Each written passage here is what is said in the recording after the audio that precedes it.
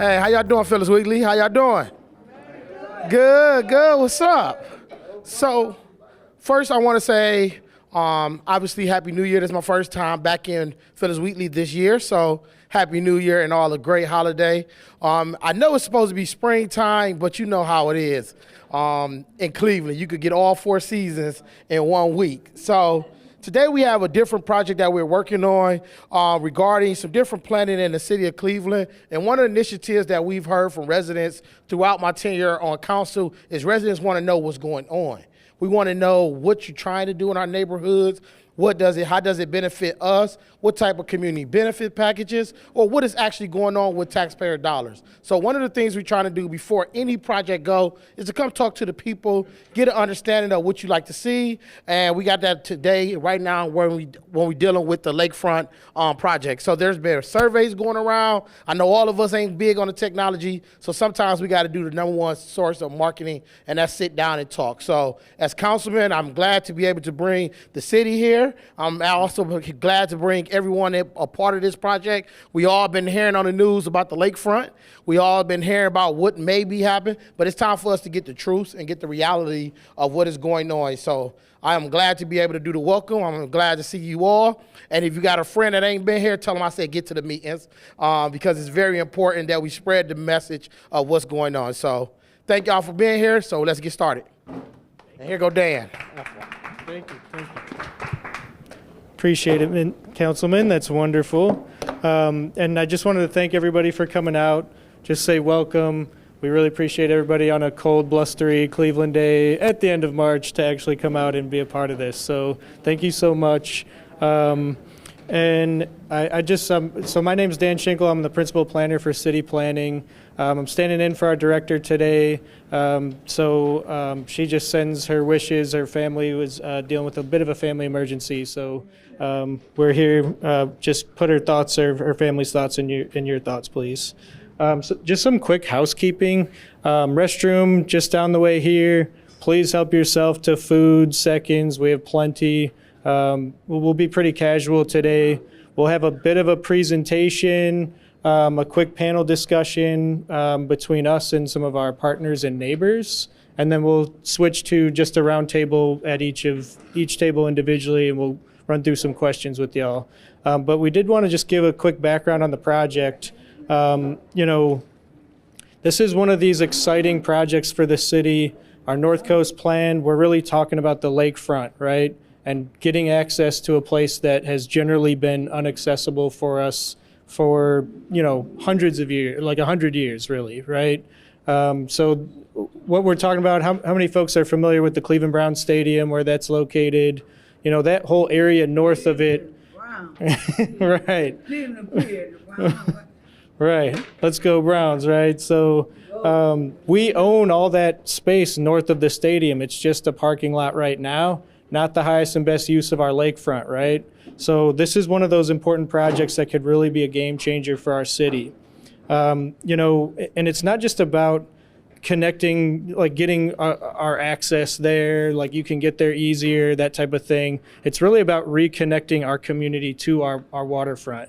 This is one of our key resources in our city, and we need to make sure that everybody feels welcome, everybody feels a part of it, everybody feels themselves reflected in the design, and that's why we're coming out to the different wards, making sure people, have an opportunity to engage with us and direct, where the design goes.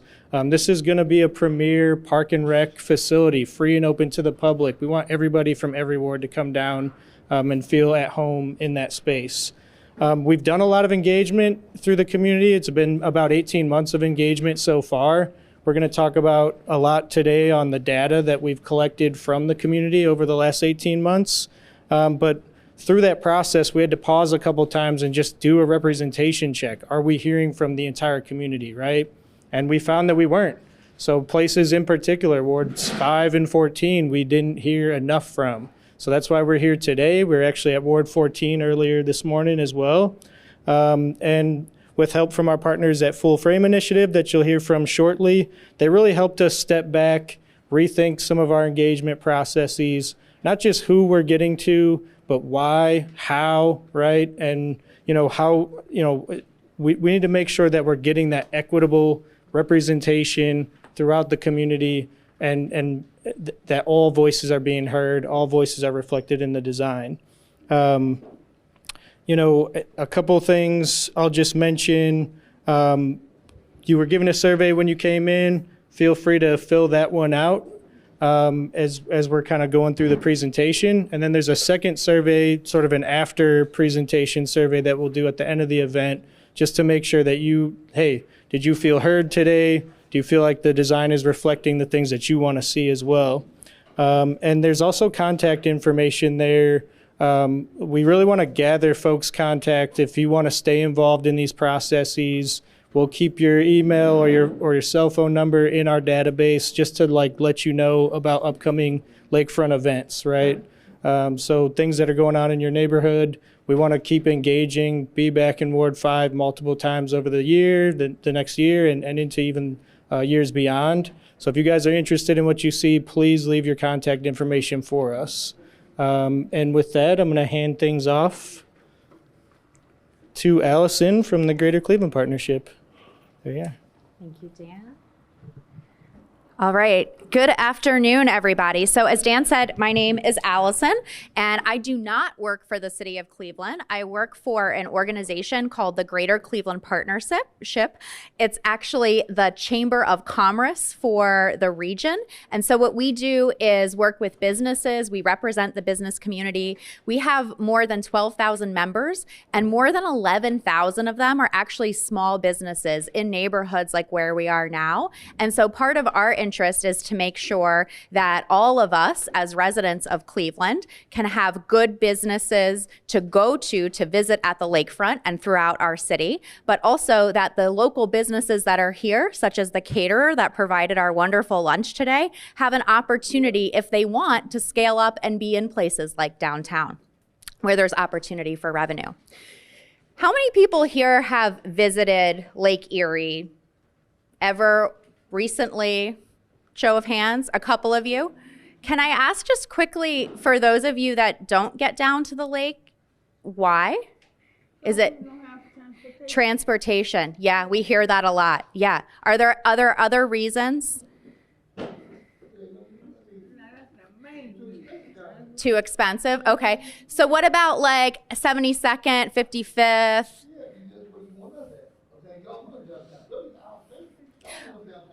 Well, so our mission here at the city, this is a simple statement, but I think a profound statement for exactly the reason you're talking about. We want Lake Erie, we want the North Coast to be for everyone. We know today that is not our reality.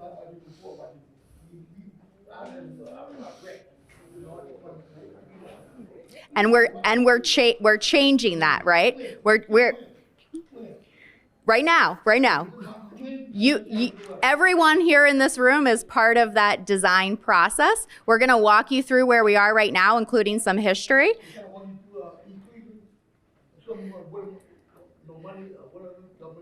You'll hear all about the money, all right? So there's gonna be a time for you to hear the Q&A. Okay, so really, again, simple but profound statement, because again, right now, this is not for everyone. Okay. Hey everyone, for the sake of our meeting, I hear you, Mr. Alfonso. We hear you. I lobby every day, asking you all about what do we get as far as things going on in our city. We always hear about downtown. We always hear about the west side. We don't hear about Central. We don't hear about our neighborhood. So one of the things that I have urged to do as your councilor, before I vote on anything, if it's not going to be something to address some of our needs, then why am I down here voting on stuff for us? So we wanted to bring this project here to get your ideas, and the things that you are talking about, those are topics that we definitely got to address. And this is a way we do it by hearing this meeting out, hearing what they're trying to do, and see how we can connect our community too, all right? Okay. So they're gonna do a presentation. After they do the presentation, we go into a Q&A session. So if there's some thoughts that you have, write down a little bullet point notes so we can be able to talk about it after the presentation, so we can see where they are at with the Well, process. tell her, don't ask no questions, then it tell her. I got you. It's profound. I got you, Mr. Well, Brown. I'm thinking my mind. I lived 61 years. So I'm with you, that's why we here. here. No questions then. You don't want no Right after we do the You don't want presentation? no rebuttal, don't want no questions. No, after we do the Tell the truth. presentation. I won't go down there. I'm with you, and I'm with you like that. I be Like outside in questions. Central, right? You messed up. So what I'm saying is, after she do that, Well, then I'm we'll get asking you into to do that. something. Ask her, don't ask me no questions. I got you. I'm come wrong. I know, that's why we here. I'm on the I'm road. run with you. I'm not there. I ain't one. All right. Ask you all that. Thank you, Councilman. And before we all leave today, you're going to have an opportunity to talk amongst yourselves at the tables with city leadership. So your opinions will absolutely be incorporated into the design. So when we talk about the North Coast, right, we're all familiar with the idea of the West Coast, the East Coast. It's a point of pride for Cleveland to have Lake Erie. We are a freshwater capital. We have 80% of the world's fresh water right here in Cleveland, right? So we want to develop this pride, right, of the best coast, the North Coast. And what we're talking about specifically today, while we have all this access to waterfront, if you've been to Edgewater, you've been to Euclid Beach, that's where I live, at Euclid Beach in Collinwood, right? But we're talking specifically today about the North Coast lakefront, which in our terms is the downtown. So that's indicated here on this map in blue. Again, Dan called out the Brown Stadium, which is indicated there in yellow. One of the things that this is part of as a larger vision is thinking about the riverfront as well. So there's been a lot of development happening there. Maybe you've been down at the East Bank of the Flats. There's been a lot of trail development, so great spaces for families to be able to get out on bikes and trikes and navigate the riverfront. And we're also all working together to enhance that connectivity so that if you go down a public square for an event, you feel safe with your family biking or walking along the streets to connect to the lake or to the riverfront.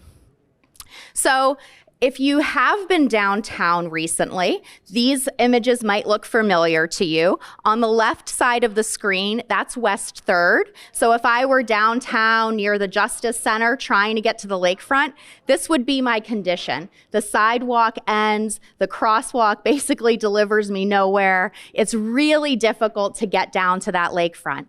If I am looking at the pictures in the upper right-hand corner, that's on East 9th Street. So maybe I'm coming from City Hall and I'm trying to get down to where Captain Frank's used to be or where the Good Time is now. And it's really not a good environment to do that. If I'm in a wheelchair, if I'm pushing a stroller, I'm really working hard because it's a hard hill to climb. There's no benches. There aren't any trees. If it's a summer day, I know we're all wishing for warmer weather right now, but if it's a summer day, it's not a good environment for me. I have these fences to contend with. I also have a lot of cars. I need to be looking in all different directions because people are coming off of a highway and going very, very fast entering our downtown. And you'll hear from Keisha about ways that we're trying to fix that. And then lastly, the lower image here, that is if I'm at Mall C. Has anyone been to Mall C for maybe Juneteenth or the Pride Parade? You've been there. It's a big, great space for events. And this photo is taken at the very edge. So if I am looking at the lakefront and I'm like, wow, the Science Center, the Rock Hall, I just want to be down by the water. I cannot get there because there are railroad tracks. Those are heavy freight trains, the RTA waterfront line going through. So that's where the land bridge is proposed to connect. So now I can get to the waterfront, and you'll hear more about the land bridge in a little bit.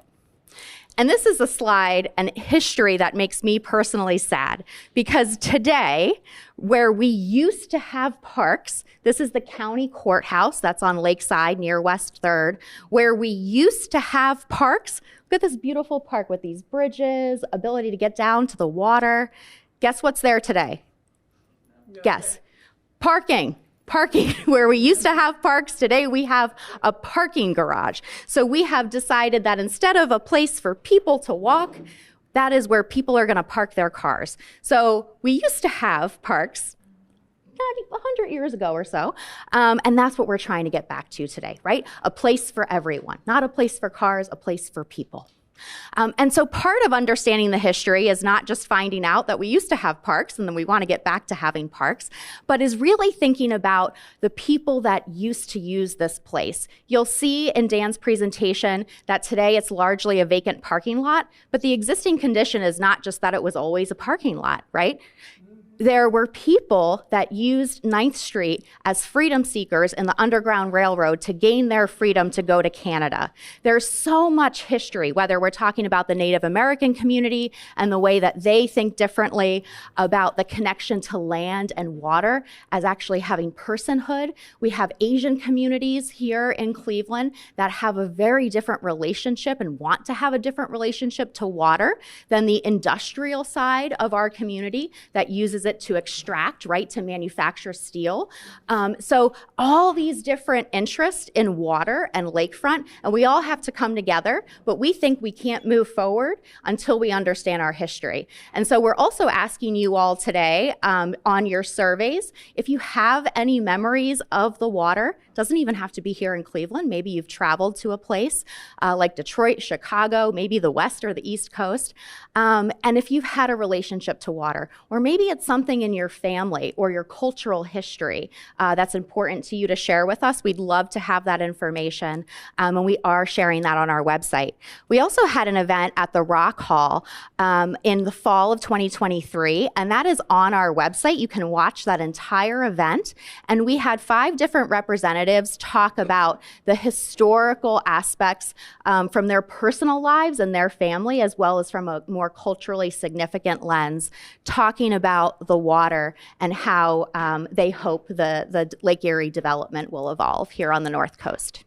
So before I turn it over to Keisha, I just want to kind of reorient us. We've been talking about the North Coast, this lakefront vision, again, a place for everyone to be.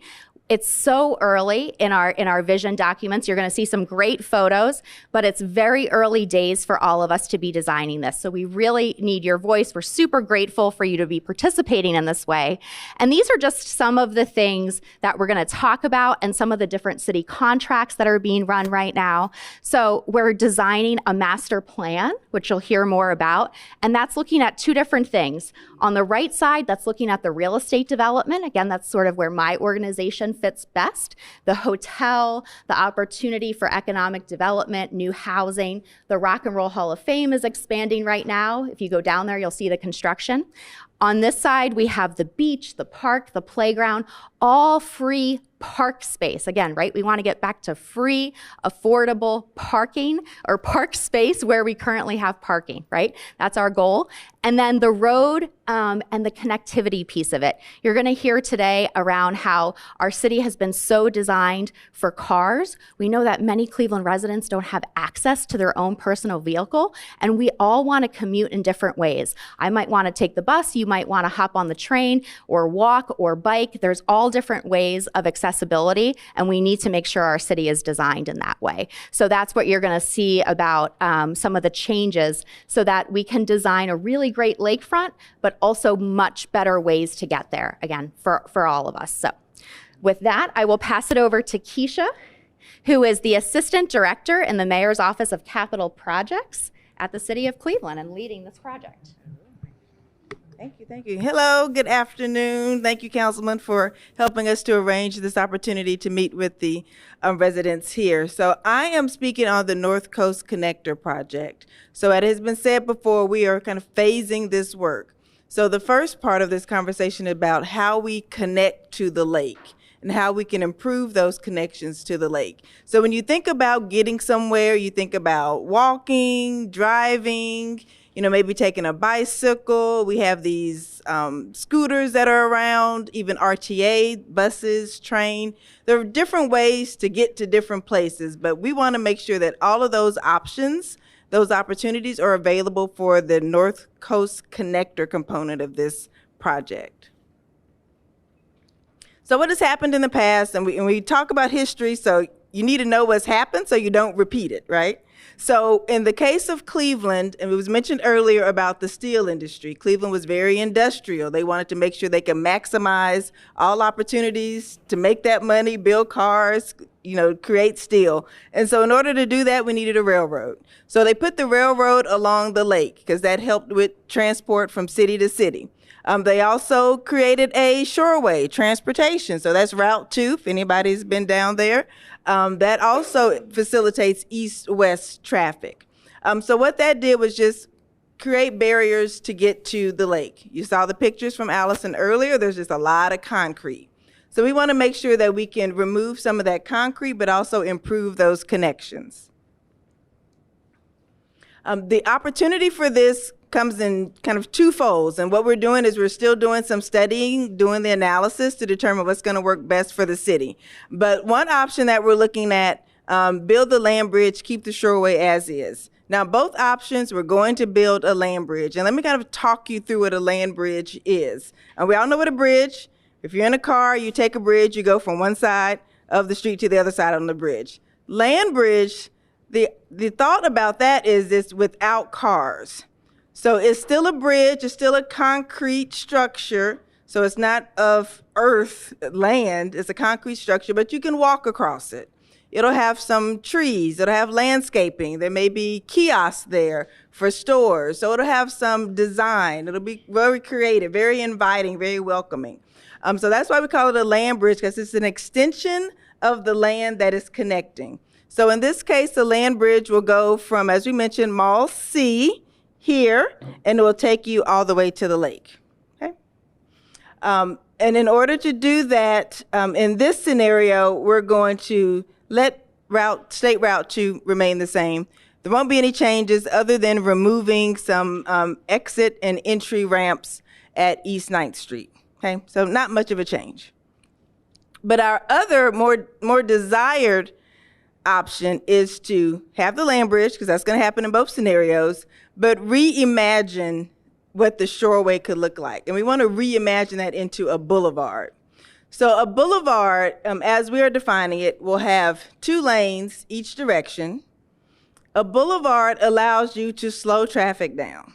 Okay, so right now it's at 55 miles per hour. With the boulevard, we'll change that speed limit to 35, 30 miles per hour.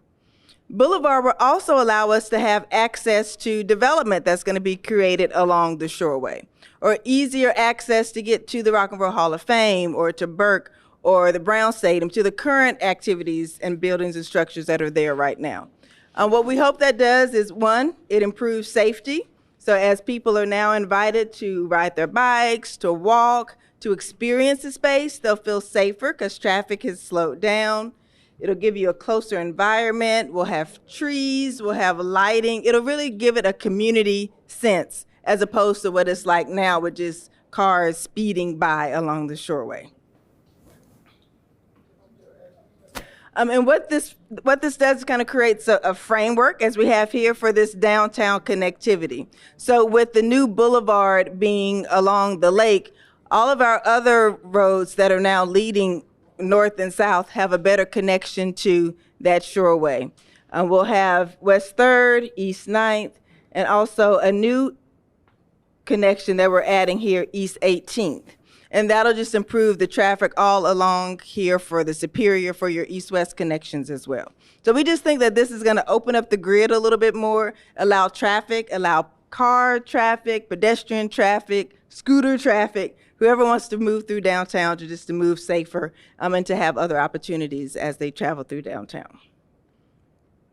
So you heard me mention, well, let's talk about this part first, and then we'll get to the East 18th. This component, I apologize, it's a little hard to see, but it's showing how we are removing the bridge. So we have the Main Avenue Bridge now. That is kind of right behind the county courthouse. So what we're going to do is we're going to remove that bridge and just allow the traffic to not have an elevation. So you will experience an elevation, but it won't be in the form of a bridge. It's just be a natural elevation that we're creating with the land as you traverse from east to west. We also think that this will just give it a more community feel, and this will also help us to slow down the traffic in this area. Another extension or another opportunity we're going to explore is to extend East 18th Street. So now East 18th Street ends at Lake Shore Avenue. What we will do is just continue that road all the way to the boulevard, so you'll have another connection point from the boulevard into downtown.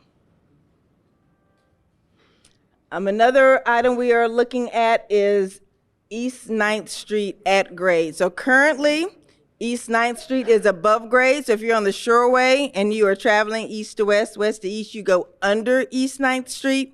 What we will do is bring that to grade. So the boulevard and 9th Street will form an intersection. So as you approach 9th Street, you'll be able to turn left, turn right. You won't have to get off of the Shoreway to actually get onto the 9th Street. It'll all be there in one intersection.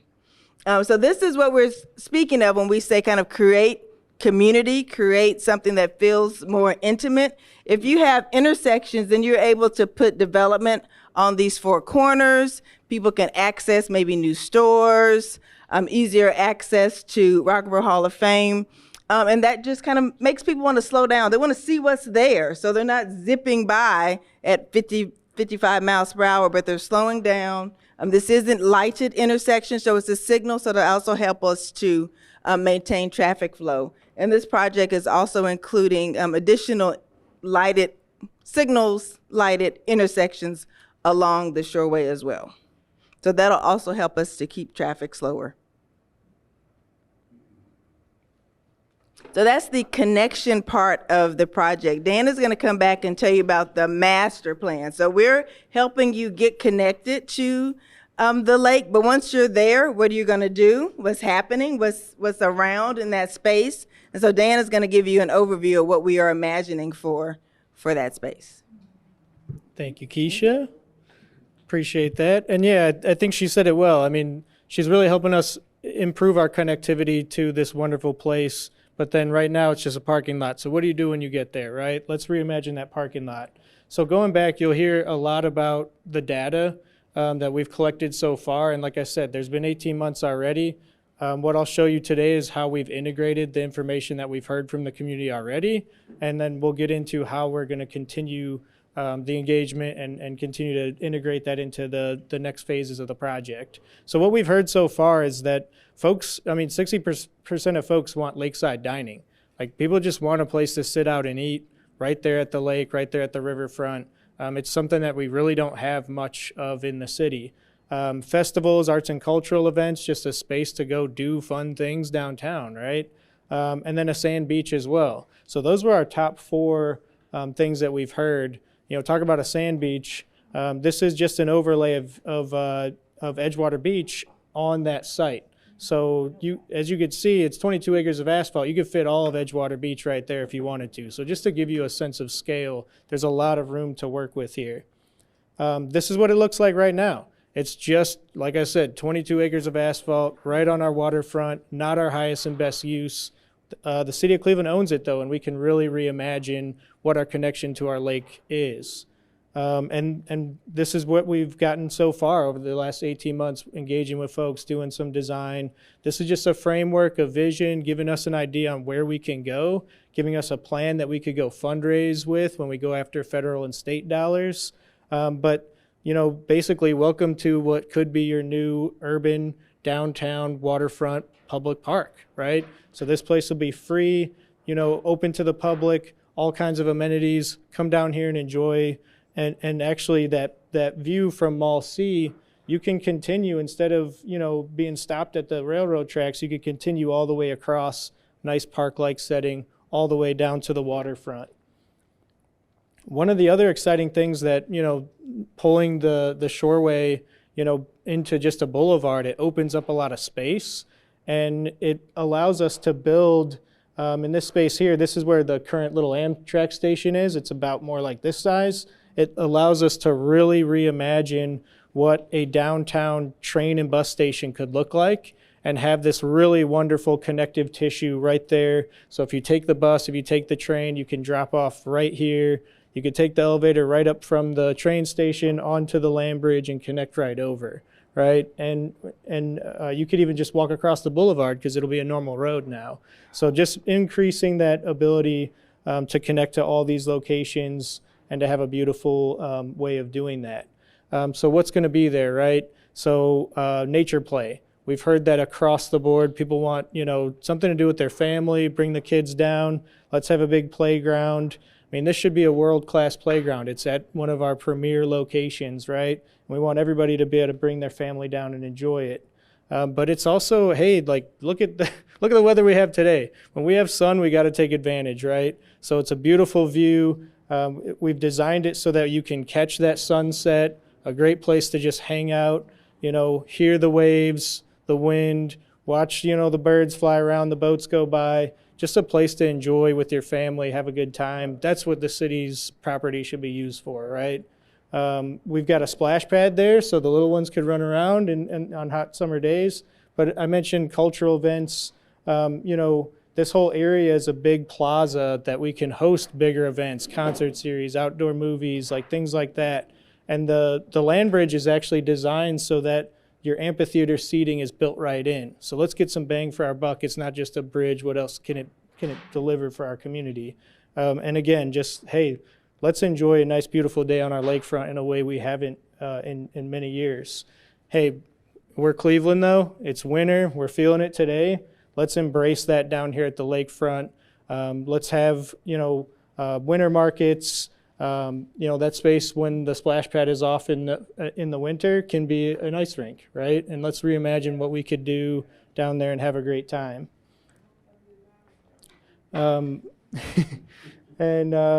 We heard a lot about the beach, and there's a lot of technical processes and engineering to get us to this point. But, whenever anybody gets to the beach, they see the water, they want to go run in, put their feet in, right? And we want to see that happen here too.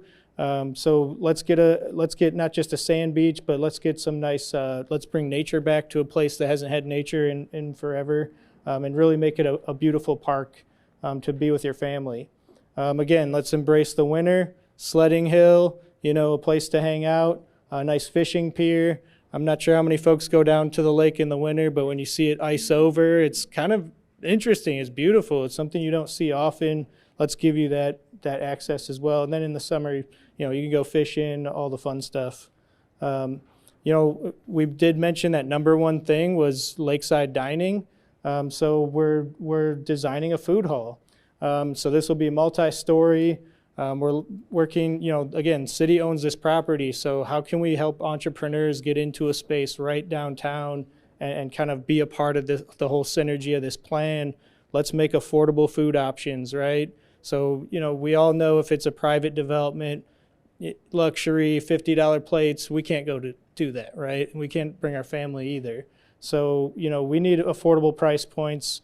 I think Frank's was mentioned earlier. You could go get an ice cream cone, a hot dog, something that your family, when you get to the park, people are going to get hungry, so on and so forth. Let's make sure that they have a place to go that's affordable. And get you up in elevation. Let's go look at the water and enjoy a meal with our family and our friends. Right, yeah. And so back to that shore to core to shore vision. This is one of those premier things that Mayor Bibb is working on and that we're really excited about. And shore to core to shore is basically our lakefront and our riverfront are our two shores, and our core is our downtown. Let's make sure that we can connect between those places because it's really hard to do that now. But these should be our economic drivers for us. That we should be able to utilize these spaces better to generate more funds so that we could do more in our city. And part of what he's proposing and going through council right now, Star, if you want to help us out, is the TIF district. And this is something where this is just one little outline of downtown that will use the TIF to generate more funds. But the whole idea is as those funds get generated, we can use them back in our neighborhoods, back in Ward 5, back in Ward 14, right? In these places that need it most. This little area of our downtown generates 60% of our tax revenue right now, 60%, right? So the more that we invest here, the more ROI that we get, the more that we can spend everywhere else, right? And a lot of the goals with this is to continue that park and rec thing. We're doing a park and rec master plan, so we want to make sure that the funds can help park and rec in every single neighborhood. We know a lot of our parks are in bad shape, so we want to fix those up. I'm going to pause for a second for some quick questions. We do have another presentation, so if we don't get to everybody, we've got Post-its on the table. You could write your questions, and we'll take those at the round table after. Any quick questions? Any questions regarding the presentation that you saw so far? No questions, I just want to say that. Hey, who paying for this? Great question, and we hear it all the time. So the biggest thing that we're chasing right now is federal and state dollars. So we're putting, Taxpayers got paid for it. well, those are tax dollars already exist. So we're trying to bring them back to Cleveland. So, Mike Cube, he got the casino, he got the basketball team, knock on his door. And that's a great point. And then, come on, it ain't benefiting me and my community. right, and that's a great point. And so that's why the TIF is such a wonderful element. That's why it's to me is, oh, you'll pay taxes anyway, so we take your money anyway, build what we want to build. If I come to us first, I'll build what y'all want to build. We live in the hood, we all messed up neighborhoods and all that. I ain't doing shit for us. To my left, I ain't doing nothing for us. Well, It's a plan, but your plan, we ain't gonna say it at all. We say yes or no. yeah, I hear you. And They built the high-rise downtown. well, and For who? and I'll say this is why the TIF is. This is why the TIF is.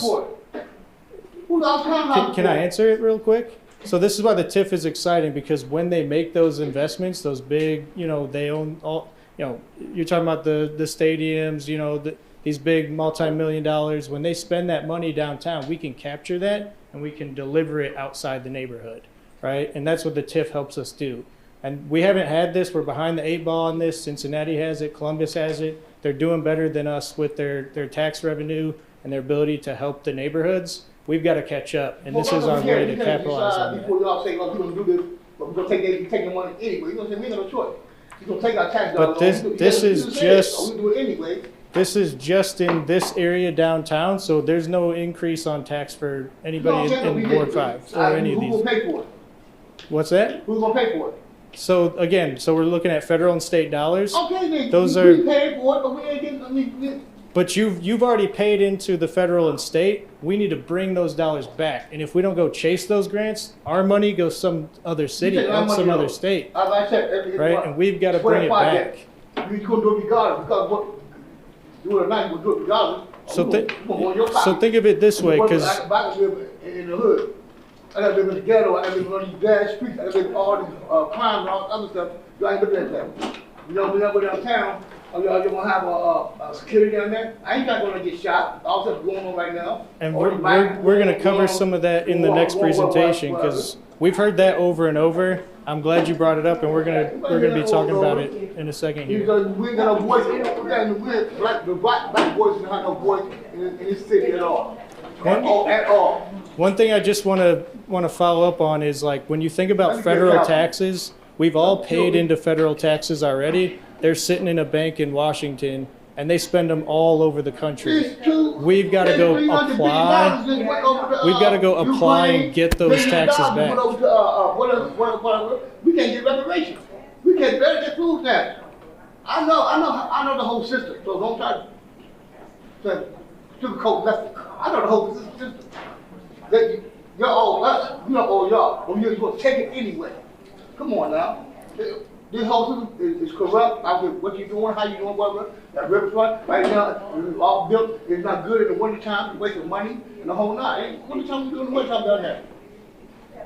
Yeah, we hear you, and we've heard this through the community a lot of times, right? And so, and I think we're going to get into that in the next presentation. What the hell you want to do any damn way? You're going to build that bullshit. What's that? I said, it's going one or the other. You're going to build a bullshit. If you got, I heard from this neighborhood, this black neighborhood, this neighborhood, but still, it's going one or the other. And y'all going to build this shit anyway. I mean, come on. Make Cleveland great again, I guess. Yeah, and I think that goes back to the whole point of, like, if we invest downtown, we capture that ROI, and we can bring it back.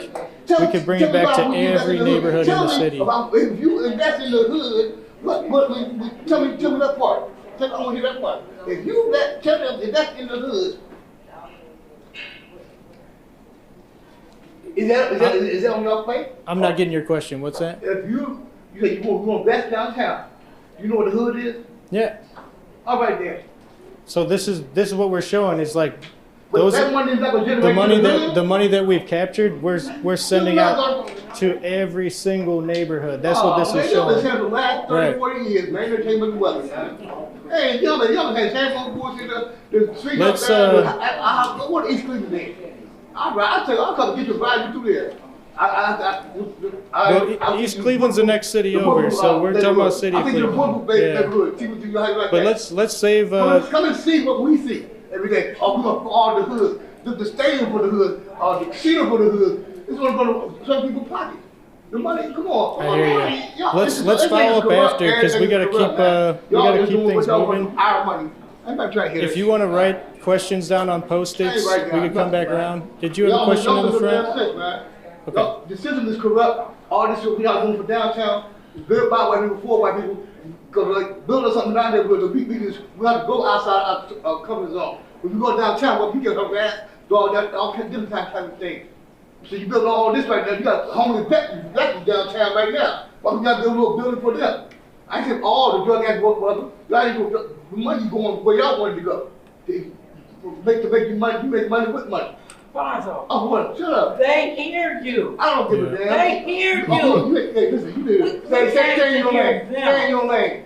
I'm speaking. No, you stay in your lane. He said I can speak. Alfonso, we got you. Yeah. We got you. So what? I can't go with you. Alfonso, I'm wrong. Write it down. I'm not right down.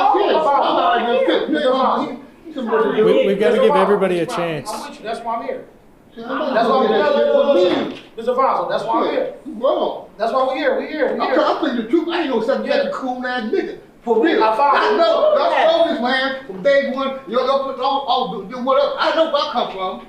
I know who I'm at too. Saying this whole shit is stolen. Like what the people, blacks, Hispanics, we still get back in and we don't make shit. Nothing. Y'all benefited from slavery. We're not.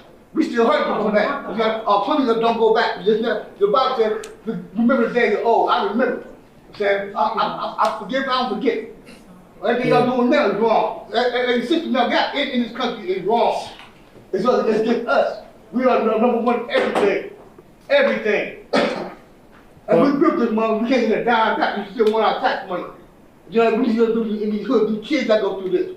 I've been through it. It ain't easy, man. Yeah, and honestly, we've heard this over and over, and we got to rewrite that story, right? You know, and that's really what we're trying to do is we've got to try to use these spaces to heal the community, right? And you know, rewrite a new story that it's not the same old that you're pointing out, right? We've heard that from community member after community member. It's something that we take really to heart. And, you know, that's why these plans, we look at how can we leverage these processes to help the rest of the community. Don't ask questions, because when I get on the mic, I ain't trying to stop. Yeah. So let's give everybody a chance. Let's give everybody a chance. We're going to jump to the next presentation. Be quiet and all that. No, but you gotta, No, I'm saying, we ask you, got a question. Yeah, but you but can't just be quiet. no, but what we're saying is we want to hear everybody too. Right. Yes, we got you. Who We next? got you. We got you. We've got two next. We got two next. We got you. Please, We just got you. give us some time. I'm gonna ask you no question. And we'll have a great roundtable discussion after this as well. So I'm going to introduce Madge from Full Frame Initiative. Thank you, Dan. Okay. Hello, You everyone. go home. Take that bald head. Stop. So I'm with the Full Frame Initiative, and we have been partnering with the city of Cleveland, and we've been partnering with other cities in the country around doing planning differently. Because we hear, just as you were saying, I think it's Mr. Alfonso, of all the history that has not done people who are black and brown, people who look like me, very well in the communities where they live. Planning has been done that just does and doesn't ask what the impacts would be. So our process and our tool is a way to get at what those impacts might be. So those of you who completed the survey that we were sharing with all last fall, in the winter, some of you were able to do that. It really asked those kinds of questions. It wasn't, do you like this project or not? It really was, what are the impacts on you if this project, this idea, comes to Cleveland? And so what we do in Full Frame Initiative is really center around what we call well-being. Well-being is a set of needs and experiences that we all have to be whole. And so what makes us whole is very different for individuals, but as a community, we have certain things that we do have in common. All of us universally have need for relationships and for a sense of belonging and to know that we are able to belong. We call that social connectedness. And if you answered the questions in that survey, that was one of the domains. We also ask about ability to know that our world is going to be predictable from day to day, that if something bad happens, it's not going to spiral everything else out of control. That's important to each of us. We need to be able to show up in environments to be ourselves and to know that we can do that safely, without harm or without danger. We also need to be able to know that we can influence the things that we care about, that we are concerned about, that if we put forth some effort, we can see some results. That's important, again, to all of us, just in our daily lives and being, no matter who we are and where we are in this earth and in this world in our life. And then lastly, we need to be able to meet our material needs, not basic needs, because all 5 of these domains are basic needs. We need all of these things. But things, we need to be able to have play and joy and to learn and to be able to have food and shelter, of course. So we call those the 5 domains of well-being. You saw those in the questions that were asked on the survey. And those reasons that we ask about the questions on that survey, not about do you like this project or not, but how would this project affect anything in your life around those domains was what we're interested in knowing. And it's not just for us as an organization to know, but the city is curious about that because they want to change the impacts that have happened negatively. Will it be perfect? No. We're trying to do that together. We're trying to open up conversations to find out what's important to community. And the only way to do that is to start asking questions and getting some hard answers sometimes, right? We have to work through that. And those conversations will take us to places that will probably be new for many of us.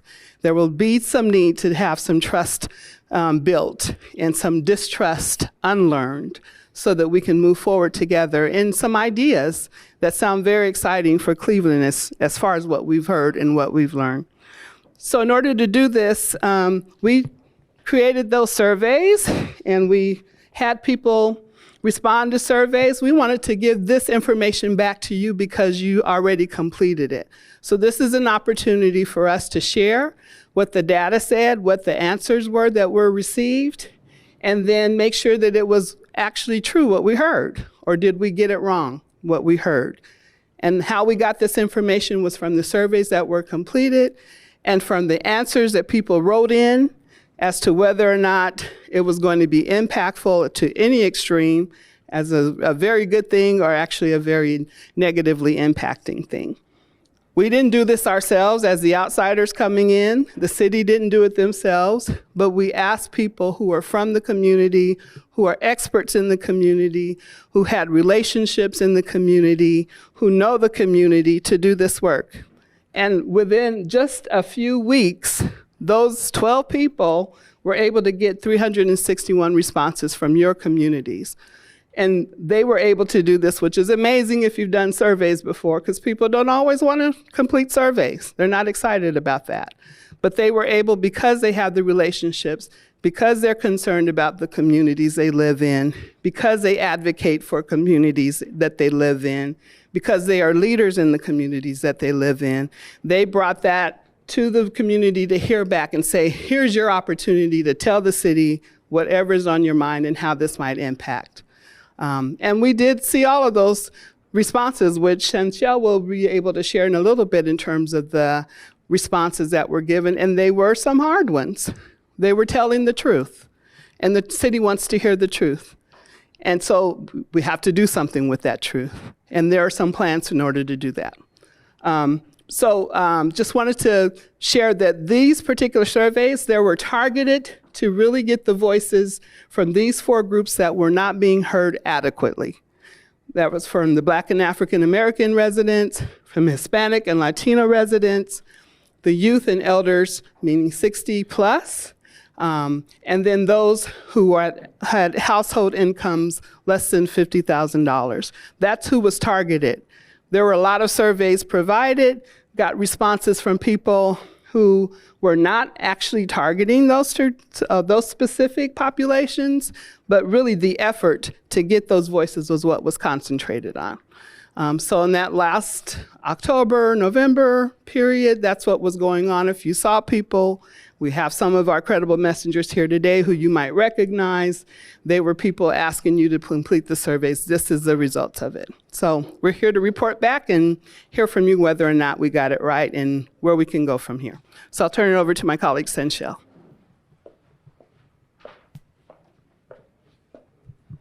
Good afternoon, everyone. My name is Senshel Matthews. I'm the Associate Director of the Built Environment for Full Frame Initiative. Thank you.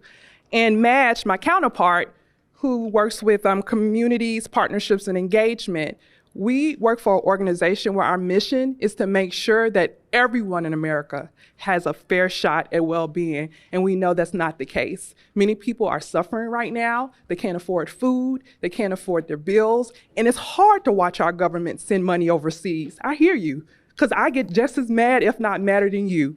However, the important thing I want you all to walk away with is the city of Cleveland, they're trying to change. They reached out to us and asked us to come in and give them strategies to get information in a different way. And I'm going to show you some of those results from that effort. I'm going backwards. Thank you. So mostly areas I want to call out that came out of the survey results was that 88% of the residents here agree with the mayor's vision, Mayor Bibb's vision. 78% thought this project overall will have a positive impact on well-being, their family's well-being, their individual well-being.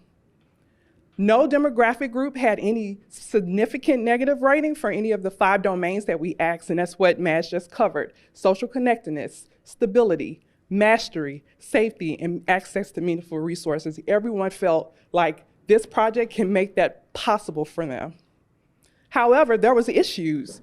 People shared with us, I don't feel safe in this city, and I know I'm not gonna feel safe at the lakefront. We weren't even welcome to be there 30 years ago. So what are you talking about? And that's some of the feedback we got from residents in both communities. They also stated that a lot of people that we talked to, they didn't want to take the survey because they don't trust the government anymore. And they shared that with the credible messengers, and you'll hear that in the panel discussion. Most of the people that took the survey were female. We want to hear from the male voices. This city is not 100% female, so thank you, Mr. Alfonso, for sharing your thoughts, because other people have shared what you shared today. And people were kind of confused around, what does stability mean? What does mastery mean? And so we have to really clean up that language and make it more understandable for residents.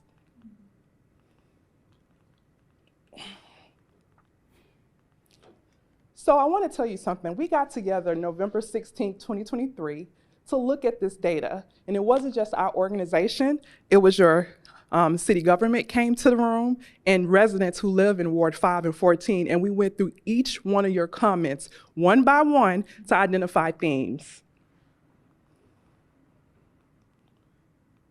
Am I doing this wrong? Let me find it, but okay, here we go. So some of the positive things that came out of our data analysis day is that people are excited about the opportunity to participate in a space that is free and fun for their families and for themselves. Also, people shared that you all work really hard in Cleveland and y'all don't have a lot of fun things to do. You need to heal, because working hard every day and then fighting winter, as long as you all do, it's not fun. So how do we create a space that the city can be proud of, but also is for the residents and not just the tourists? Also, they want to be able to get to the lakefront. Everybody don't have a car. Everybody don't ride a bike. Everyone can't afford to do rideshare. So how do we make this particular development accessible to every single person regardless of their mobility issues or lack thereof. Also, residents want to be involved. People said that oftentimes, and you've mentioned this, Mr. Alfonso, projects come up and they come to you after they already made the decisions, they've already allocated the money to the project, and they just want to ask you what color should we paint the benches. That's not what this is, and I want to make them, this is not what this is. We really do want to hear about your concerns so we won't repeat the mistakes that has happened over and over and over again. So after we went through the themes that we saw, I want to talk about some themes that weren't so positive. Safety was a major concern. The elders felt that things have gotten so wild in the city. Is it safe for me to go down there? And the young people say, I'm being targeted for what I look like. I don't want to go anywhere where I can get killed because of a misunderstanding or arrested because I did something somebody may not like. Distrust.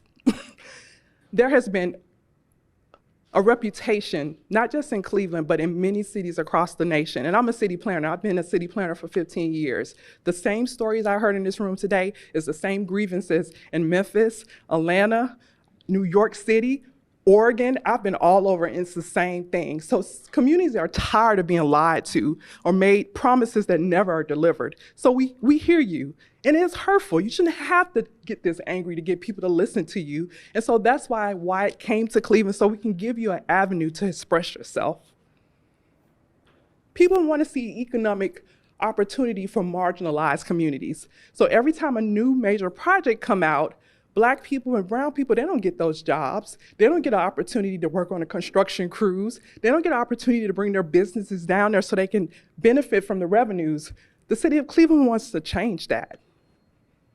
And, like you asked earlier, will this increase my tax burden? How much is this going to cost total? And where's the money coming from? Those people in the surveys that answered that section, those were their exact questions. They're feeling this. They was like, you guys keep building stuff, you keep taking money, and my community looks like a hellhole. Why is that the case? And so we heard that loud and clear, and we started talking about how can we address these issues and concerns and fears realistically. And so we broke it up into 4 categories, as you can see here. Our team, with everybody else, came up with recommendations. And so to address the safety issue, we felt it would be very important for the residents to co-create the park rules and guidelines, not having some external person that don't live here or don't understand the culture, but you create the rules and guidelines for the lakefront. You also want to say, hey, we're proud of our city. How about we establish a cleanup committee made of youth, give them an opportunity to get paid to clean the park, and also have safety ambassadors. So instead of security guards or police officers, we can get residents to volunteer or get paid to make sure it's a safe space.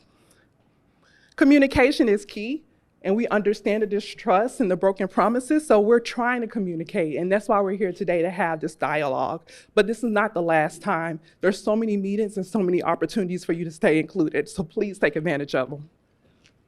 Communicate regularly about project updates. If you've been to the website, they've done an amazing job letting you know each step of the process, so please look and see what's going on. When you see these invitations, come out and participate.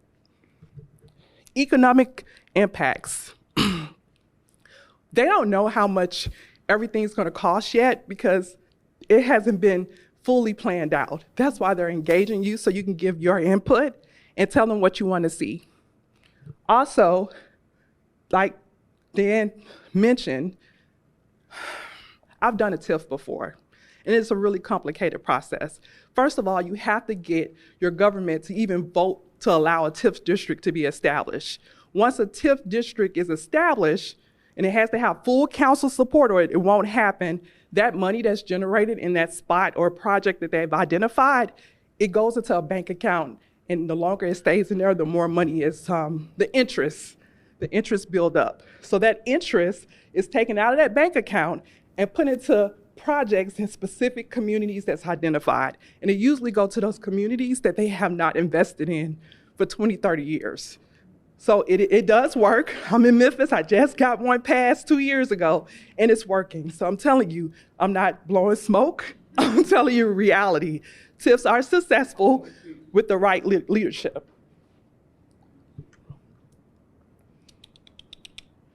And also, we are exploring opportunities. How do we train people in communities that have been neglected and have not been invested in to take a part of the economic opportunities like entrepreneurship support, teaching young people about entrepreneurship before they graduate high school so they can partake and be business owners in the city. They are thinking about innovative ways to address that.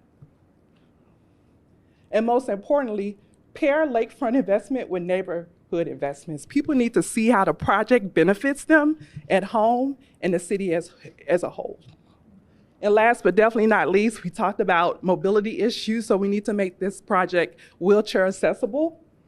And we also need to make sure that we have culture down there. What's the story of Cleveland?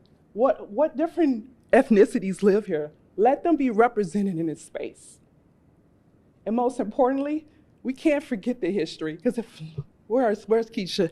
If you don't remember what happened, it's gonna happen again and again and again. And you're right, we do have to hold people accountable, but we also have to hold ourselves accountable. And if we don't show up and do our part, change is not gonna happen. So, we didn't do this work for nothing. This is not our data. The data belongs to you. You can access it anytime. And you can see the raw data. You can read your neighbor's comments. There's no names attached, but you can see what they said. And you can continue to be involved and make sure change is successful in the city.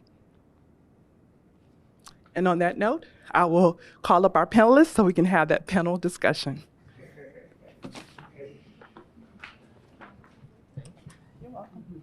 All right, if our credible messengers could come up and our panelists.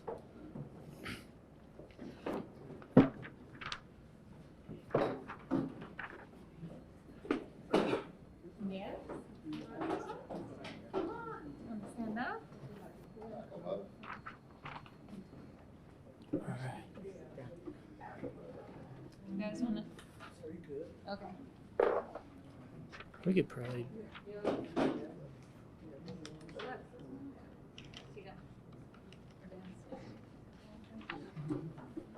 Let's go down the row. Let's have Taryn start. Just introducing your name and what interest as part of the wide work you represent. Sure. Hi, everyone. I'm Taryn Gress. I work with Neighborhood Connections and the Neighbor Up Network, and we were asked to be involved in the Wyatt process, and we were really interested in it because we're all about elevating residents' voices. We've got thousands of people in our network, and this looks like an opportunity to make sure those who hadn't yet been heard were going to be heard. And residents who were going to be doing the surveys were going to be paid, and that we would help facilitate that process. And so it also was a very relationship-driven process. So rather than some processes where surveys are done, it's very transactional. Residents who had relationships with others in their community were going out and talking with their neighbors. And so that's what really resonated with us. And it's also been a great opportunity to get to know folks that we didn't really know that well before. And we hope to continue those relationships and hope to continue doing things like this with the city to make sure that relationships and people are really the focus of any physical changes that occur. Here you go, Twyla. Hello, my name is Twyla Norris, and I am a resident of Ward 5. And I've been living in Ward 5 all my life. I have had family members have been living in Ward 5 quite some time. My family came to Cleveland from West Virginia, which is where we originally from, my family, except for me. When I was asked to be an incredible messenger to share the mayor's vision, I thought that was something great because in our ward, nobody really asked us too much, what we think or what we want in our city. And one thing that I have learned, and I'm hoping everybody else will understand, that Cleveland is us. It's not the buildings, it's not the parks, it's us. And what we put in our voice, because our voice was heard, my voice was heard. And I think that was a wonderful thing. There was nothing left out in the presentation that the people that I surveyed, they said they wanted to see, it's in there. Personally, me, I want to have the hotel where I could go and spend a night or two at the lake and go to the beach, without somebody telling me it's time to go. So that was very important to me.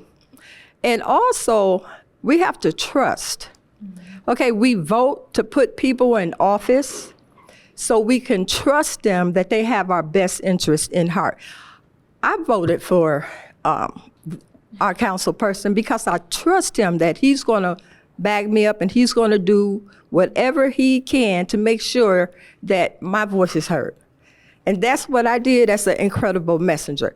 I asked people in my neighborhood, I wasn't the only one in this community asking for any, about the lakefront, the survey. We all had the same concerns, safety. There's a lot of people in our community that have disability. They want to get down there. Some of them never, ever been to the lake. And I think it was a great opportunity when that we were able to, people in the community, to take the Good Time 3 and ride the lakefront and to see everything. And that was great. And, we got a chance to mingle and talk to one another. And that's and this is what I personally want to see when this is developed.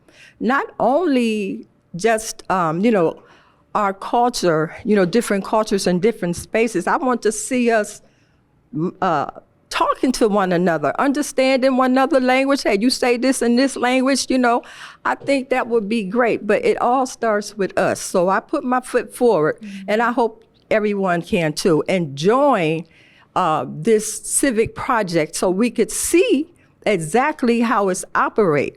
So sometimes we hear stuff with word of mouth, this ain't working, don't nobody care about us, but see for yourself, and that's what I'm doing. Thank you for that, Twyla. My name is Dan Schinkel. You've heard from me plenty today. I work for city planning, but born and raised in Cleveland, and I think a lot of what we've heard today, like we all see it every day, and it's what drove us to get into this work, right? And I think we want to, it's easy to sit back and say like, hey, nothing's going to change. It's the same old. And it's different to like throw a dog in the fight and try to like be a part of something different. And I think when I joined the city, I was really happy to see, that we're paying residents for their expertise, that we're going into the wards that need it most and capturing data and hearing from people. And that's something that has driven me through my career, is who's actually putting their foot forward on equity and who's not, right? And that's where I want to be a part of and invest in, because, living in Cleveland, you see the reality as it is. You know that it's not where it needs to be, but we have so many passionate people who are trying to get there. And I think the more that we could build that momentum, and I hope y'all, will provide your contact information and continue to be a part of this, because this will be a project that goes on and on and on, and we want to keep y'all involved. Hello again, Keisha Chambers with the City of Cleveland, Office of Capital Projects. And one question, I'm gonna go ahead and answer it, is why did we want to be involved? Why did the city want to be involved in this Wyatt tool, something that's unique to our current operations, definitely unique to our department. And it was very important for us to find avenues so we can have these conversations with our constituents about what's happening in their neighborhoods and to get some feedback. Our current model is we go out, we show you some pictures, we tell you what's happening, and we leave. And usually, there's some Q&A, but there's not the extended exchange of information. We don't come back again and get your feedback. We don't really understand what the impacts are of the project on you directly. And as we said before, we don't get an understanding of what what the well-being is. What are you going to maybe have to sacrifice, or what do we need to provide you in order for this project to be specific to your community needs? So we really wanted to dive into that, and why it gave us an opportunity with the tool to try this as our experiment, and we are finding that it is going very well, and we'd like to be able to continue this.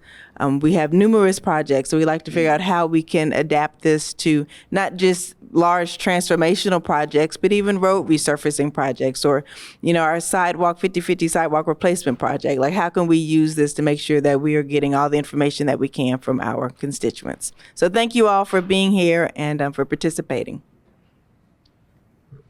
Good afternoon. My name is Eni Velez, and I am a credible messenger. And one of the reasons why I joined this initiative or project was because I was born and raised in this. Well, I wasn't born here, but I was raised in Ward 14, and I currently teach in Ward 14. And I've been teaching for 22 years, and I see the effects of what we go through on a daily basis with our children, and I grew up in that. And so I wanted to relay the message from my culture. I wanted to relay the message from and represent my community, my culture. So that was my inspiration on why I accepted to join this project. And in participating with this project, I found that a lot of people have a lot of hurt that has not been communicated to the right people. And I feel what I learned is that this is the beginning of trying to let our voice be heard, and what best than to use the people from the community to represent those that they service, that they live with, that they interact with on a daily basis.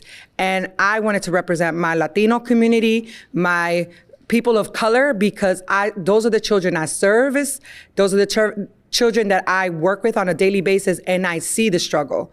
And I want them to be able to benefit from things that the city can provide for their residents, and let them know that they have a way of making a difference by letting their voices be heard. So that's what inspired me. And I'm hoping that I honestly, at the beginning, thought that this was a project, 2 weeks, maybe a month, and it was gonna be over. But I will say, if this helps anyone in this room to change a little bit about opening the door in their hearts to starting to believe and trust, is that these people came to us in September, and we are now in March, and they are still trying to communicate with us, to continue to hear, to navigate through what the residents have had to say, and see how they can put it into action and not just leave it as words.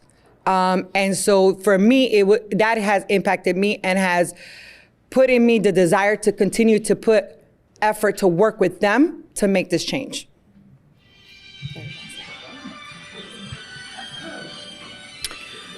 Hello, my name is Alexis Raposo, and I'm one of the newest one over here. So I got just like 3 years living in Cleveland. So one of the first things that I did when I came over here, just go to the parks, to the natural areas, see all around, run, try to breathe over there, because I think it's one of the best things that Cleveland have. So when I heard about this initiative, they invite me, I jump in that, and I start doing the survey. And one of the things that people all of it talking about is about they would like a place for a family can go without to spend a lot. To the kids. Nowadays, the kids are immersed on the video games and everything like that. Sometimes the parents want a place that they can spend all day doing different kind of thing. So when I saw the project and all of the things that are gonna make over there, for me, it's a good idea. It's a good project. So we were working in that, and we're following all the concern that the people have. And usually, people want to spend time in spaces that they don't have to spend a lot money over there. So that's one of the best things that I think, and I think this initiative, we have to do a commitment with them and support them and representing the Latino community, and also would like to see that done in the case that we do it. Thanks. Thank you so much. Again, I'm Allison from the Greater Cleveland Partnership, and this panel up here has done a phenomenal job of answering most of the questions that I had on the sheet in their introduction. And also in the interest of time, because we want to hear from you all, I'm actually just going to ask our 3 credible messengers one question, and then we're going to get into some facilitated table discussions. So as briefly as you can, and some of you have already started down this pathway, what advice do you have for the folks in the room who might be interested in themselves becoming a credible messenger, maybe in some of the future projects that Keisha mentioned are coming online? What advice do you have for folks who are interested in becoming more involved in their civic process? Okay, I think that the people of the city of Cleveland have to be more involved, try to research information about the project. Because if you don't have the information, you probably can say this or say that. But if you have information in your hand, so you can speak about that. So one of my advice is try to reach information. Go to the different webpage that Cleveland has. They have a lot of images. They have a lot of information about that. So that way you can have more for you, so you can spread out to the other people about this civic project that they want to run. Information is power, absolutely. Thank you. Same question? Yeah, same question. What advice do you have? So my advice would be start close and then expand outward. Your council person is here. I, first of all, publicly want to commend him for representing. I want to commend you because you're showing your people that you're not just trying to have a position, you're showing up and you're here. And you actually have stayed here the entire time. It's not like what we've been used to in the past is some public figures come in, show face, and walk out the door. So I want to commend you for that, Councilman. I would say start with him. Start getting involved with him. Being that right hand for your councilman. And I'm pretty sure that just as you elected him to be there, he will be that key person to continue to guide you and take you to the next step with the city and then further. It doesn't stop just in our city. Remember, it's a domino effect, right? It starts in Washington. It starts at our state capital. It comes to our city. And we need to get involved and just let our voices be heard. And let's start with what we have next door, which is our councilman, and then we can move on up. That's my advice. That's great. Pass it to Twyla. Twyla, we'll close out our panel with the same question. What advice do you have? One of the advice I have is to definitely get involved. And sometimes getting involved means that we can't always be physically there. So I'm encouraging my councilman, if there could be like some Zoom meetings where we could express, people that are not able to come can express some things that they need to express to you, and for changes to come into the community. And also, I would say if you care about your well-being and your social connectedness and your safety, get involved, because the door is open, okay? If you don't walk through that door, if things don't go the way you want to, it's because it's your fault, because you didn't get involved. That's it. I think we'll pass it back to Dan and move into the last piece of this afternoon. All right. Well, thank you, panel, for your time, and wanted to appreciate especially the credible messengers. You guys have done so much great work for us. I mean, we wouldn't be able to gather all this data without you guys. We do want to show some appreciation for you. And Taryn, I don't know if you could help me distribute these, but, with all the engagement that has gone on, we wanted to give just a little bit of appreciation for everything that you've done for us. And that really helped us pick up a lot more data, a lot more input from the residents. There we go.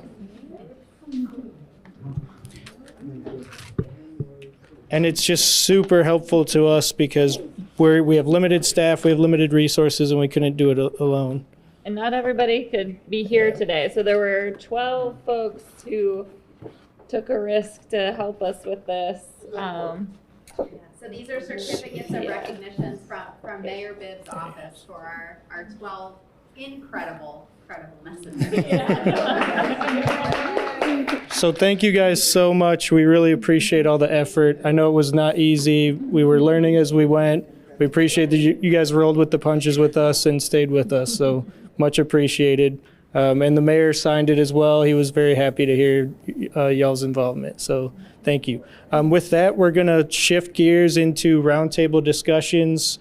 I would say let's take a brief break. If you want to re-up some food, beverage, hit the restroom. But we'll have a staff member at each table to just continue the conversation with you guys, what you heard, anything we missed, things that we should pick up going forward.